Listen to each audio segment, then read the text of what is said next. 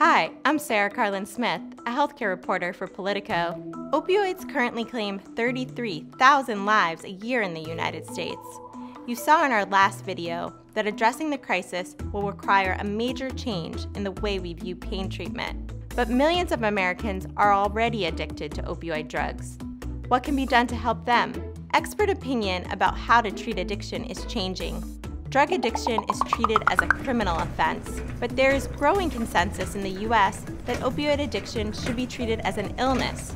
Last year, former Surgeon General Vivek Murthy published a groundbreaking report calling for a cultural shift in how we think about addiction.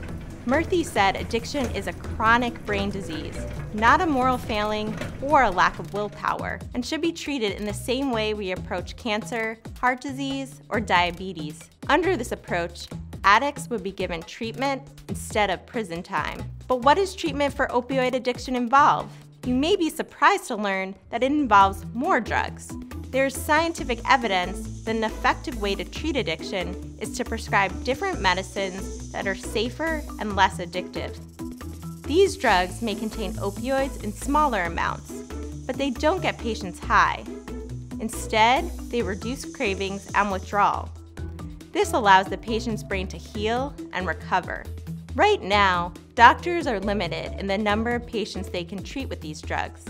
Steps are being taken to raise that limit and to allow more doctors to prescribe opioid replacements. To reduce overdose deaths, the overdose antidote, naloxone, could be more widely carried by emergency professionals. It could also be prescribed to patients who use opioids or their friends and family members. But treatment costs money. Some states have asked the government for more flexibility with federal grants to make their mental health and addiction facilities house more patients. They have also asked for more federal money for mental health and addiction services in general. For now, though, the crisis is getting worse, not better. The only way for things to get better is for players up and down the healthcare system to make major changes. Without the participation of the federal government, the justice system, the pharmaceutical industry, lobbying groups, doctors, and yes, patients too, the tragedy of opioid addiction in the United States will continue. I'm Karlin Smith. Thank you for watching.